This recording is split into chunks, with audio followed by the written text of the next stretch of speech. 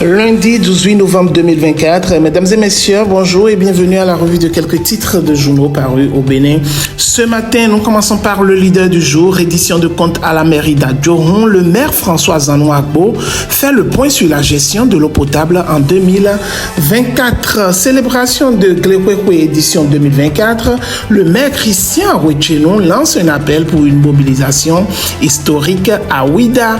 Le matinal, foire internationale itinérante du Bénin, l'étape de Kandi s'annonce éclatante.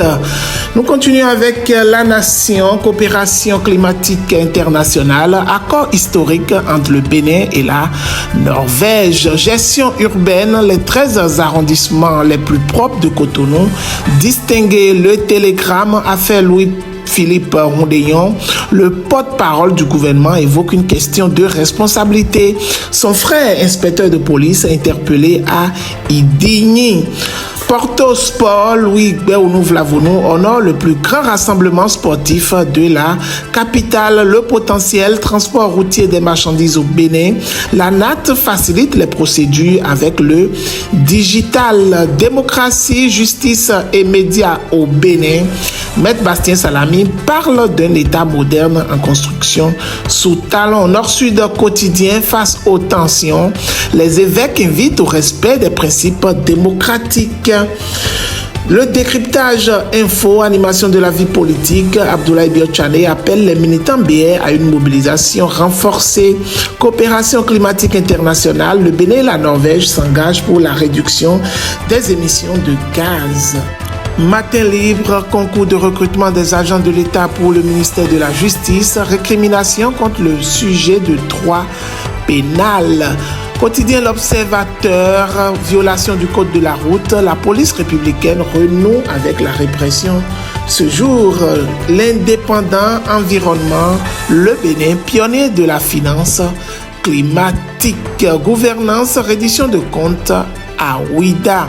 Le grand jury, cherté de l'huile rouge et d'arachide au Bénin, une flambée des prix qui inquiète les ménages. Consommateurs et revendeurs se plaignent.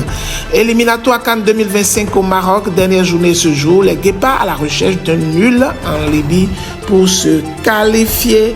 Les 4 vérités, festival de l'art culinaire à Dja au Majestic Fridjousset le 23 novembre 2024. King Messan et des artistes de renom offriront un show inédit. Bénin intelligent, marché Ganhi, nouveau format, 4 secteurs d'activité privilégiés.